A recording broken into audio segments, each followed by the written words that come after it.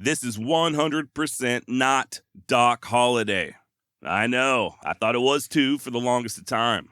Truth is, it's really a French immigrant by the name of John Escapol.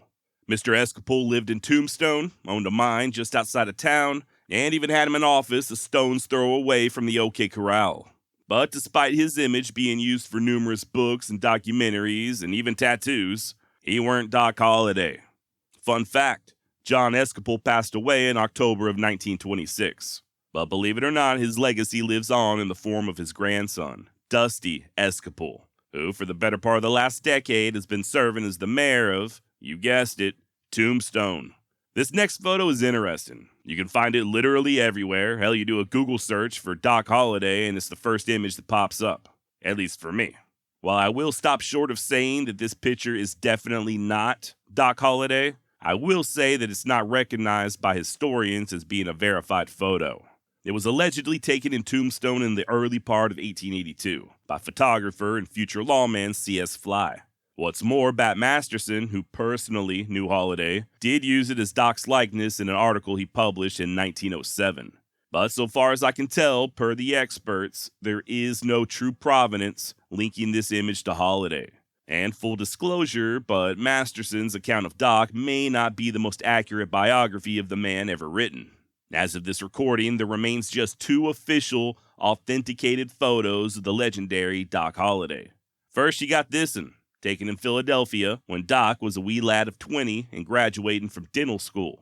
From there, Holliday would head down to St. Louis for a spell, then Atlanta, and finally, after being diagnosed with tuberculosis, Texas.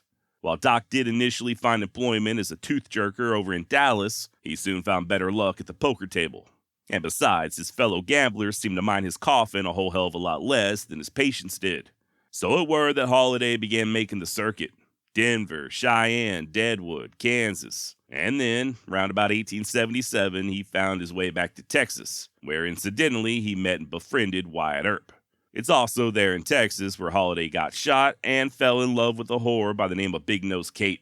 Not sure which one's worse, to be honest with you. By the summer of '78, Holliday was in Dodge City, still practicing dentistry part-time, if you can imagine that. But by Christmas, he had made his way to Las Vegas, New Mexico, not Nevada. While Doc would travel back and forth to Kansas and take part in the Royal Gorge War, he soon returned to Vegas and opened up his own drinking establishment with fellow Dodge City alumni John Joshua Webb. But you know how Holliday was, always on the damn move chasing that dragon. Wasn't long before Doc found his way to Prescott, Arizona, where, in the year of our Lord 1879, he posed for the only other authenticated photo. Sadly, it's a little grainy and hard to make out. Now this picture right here and the one from dental school both have a clear and direct line of provenance straight back to the Holliday family. Aside from having a time machine and personally witnessing the cameraman say cheese, that's about as close to certain as we can get to knowing that these do truly portray Doc. But as it turns out, there may be a third photo. This was taken in front of the Old Town Jail in Las Vegas back in 1880, either during or shortly after the murder trial of the aforementioned J.J. Webb. Remember, he and Doc had gone into business together. Matter of fact, Webb was quite the busy little bee around this time. Not only did he find himself appointed as the town marshal of Las Vegas, but he also took to running with a bunch of crooks known as the Dodge City Gang. But Josh, you said they were in Vegas! Yeah, they were. Don't let that name trip you up. Long story short, in addition to Webb, the gang also included guys like Dave Rudabaugh and Mysterious Dave Mather. And they all knew each other from back in Dodge. Now, these boys were supposed to be lawmen, but the truth is they were out there robbing with both hands. Finally, Webb shot and killed a guy, supposedly in the line of duty, wink wink, but nevertheless, he would be accused of murder. Hence this photograph of him standing there in front of the jail. See the shackles? And this guy here is the one that folks think could maybe be our very own John Henry Doc Holliday. Here's what we know. Holliday did return to Las Vegas during this period. He was in court on the very same day that Webb committed that alleged murder. And a month later, when Webb was convicted, Doc was still in town. Whether or not he and J.J. Webb were the best of friends, I can't say. But they were partners in that saloon. They went back all the way to Kansas together, and legend has it that Holliday did a little dental work on Webb in the form of a gold tooth. Considering all of that, I don't think it's a stretch to imagine Doc paying J.J. a visit in jail.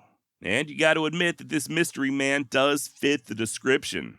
Tall, kind of thin, same style dark mustache, and most telling of all, he seems to be sporting a coat awful similar to the one the Holliday wears in that photo from 1879. At the end of the day, nobody knows for sure whether or not this is Doc Holliday, and I doubt we'll ever be able to show actual provenance. But it is still pretty cool.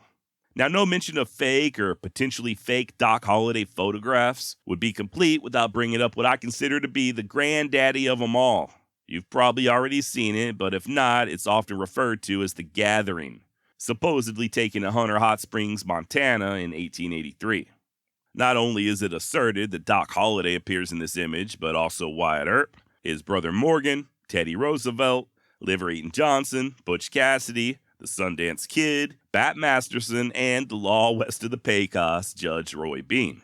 Now, if this picture was legit, it would be the greatest known collection of Old West legends all in one spot, right? Unfortunately, there are quite a few problems.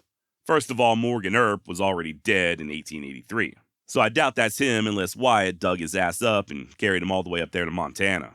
Also, Butch Cassidy would have only been like 16 or 17. Still, there are those that maintain that it's Virgil, not Morgan, and that the photo was taken in 86 as opposed to 83. Now, if that was the case, then it is a little more probable. After all, Roosevelt was in Montana in 1886. Butch and Sundance were working not too far away, and old Liver Eaton Johnson was known to enjoy the springs. Oh my. Before you get too excited, though, I do feel like I should point out that most of the people in the picture have been identified. For example, this guy here who's labeled as Butch Cassidy, in reality is Franklin Rich, owner of the Rich Hotel there at Hunter Hot Springs. And most of these others are simply just locals, nary a famous outlaw or lawman in the bunch. As for Holliday, he was in Colorado in 1883 when the gathering photo was taken, and by 1886 he would have been far too sick to travel. The consumption was really working a number on Doc, and finally, on November 8, 1887, at just 36 years of age, John Henry Holliday passed on to the other side. Which leads us to this photo. As you can clearly see, this is Doc Holliday's gravestone, located at the Linwood Cemetery in Glenwood Springs, Colorado. Hell, you may have even seen it in person. But did you know that Holliday may not be buried underneath it? It's important to note that this is not the original marker, which had went missing in the early 1900s, only to be replaced a few decades later in 1956.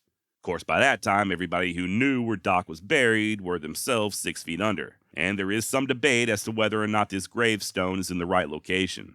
Yet another story states that on the day of the funeral, the weather was too bad to haul Doc up to the top of the hill, so they temporarily buried him elsewhere. And then, once springtime came around, they forgot where the hell he was. Also, there are rumors that Doc was reinterred and now rests beside his daddy over in Georgia. Now, me personally, I don't know where the truth lies, nor do I know for sure where Doc Holliday lies. I just hope wherever he's at, he's finally at peace. Now, don't go, we do have one more photo to discuss. I was just about done preparing this episode when I noticed the following comment on YouTube from Stephen Bartlett. Stephen wrote, "If you do a podcast on Doc Holliday, could you cover the photographs claiming to be Holliday? Personally, I believe the picnic photo is legitimate." Well, Stephen, first of all, great timing. And secondly, I was completely unaware of this picnic photo, so I do appreciate the heads up. I was able to locate it. I'm not going to show it here for legal matters, but I will leave a link in the description. And just for the hell of it, here's an artist rendering. And by artist, I mean me, Josh. Apparently, this was taken in April of 1881, and it features 13 people, adults all the way down to what appears to be a toddler. They're all dressed up nice and relaxing in front of a boulder or rock wall of some sort. And among them, allegedly, is Morgan Earp, Doc Holliday, and Doc's gal pal, Big Nose Kate. And, okay, I mean, the guy that some think is Morgan does have that big, distinctive Earp mustache. And the supposed Doc Holliday is noticeably thin or gaunt, almost sickly looking. Definitely fits the image of a guy all ed up by tuberculosis. Now, there's very little information online regarding this photo, but it does appear to currently be for sale on a few different auction sites. And according to at least one of those sites, it has been, air quotes, authenticated by a forensic expert. So here's the thing. I don't know how legit this so-called picnic photo is, but I will say I do recognize the name of one person involved, and it immediately set off alarm bells. Now, I decided a long time ago that I would not use the Wild West extravaganza to spread negativity or stir shit or get involved in drama or anything like that. I'm just here to educate and hopefully entertain. With that in mind, I'm not going to drop anybody's name here. It doesn't really matter. But just know that this person in question has been wrong in the past on more than one occasion, and not all authentications are created the same. I'll leave it at that. For what it's worth, I did reach out to a guy who's very knowledgeable about such things, the great Dan Buck, and his opinion about this picnic photo was summed up with just one word: laughable. Mr. Buck also said that the image does indeed lack provenance. And really, man, that's what it all comes down to with these pictures. Whether we're talking about Billy the Kid or Doc Holliday or whoever, there must be a record of ownership or something that positively ties it back to the subject in question. We cannot just go by our eyes. If we walk around authenticating every picture of somebody who happens to look like a famous historical figure, then you're going to end up with a lot of photos at auction of Daniel Day-Lewis claiming to be Abraham Lincoln. By the way, this picnic photo, just like the famous Billy the Kid croquet picture, is still for sale. Nobody has bought it, and that speaks volumes. I kind of feel like if it was the real deal Holyfield, a legit collector would have swooped in by now. All right, that's all I got. Adios.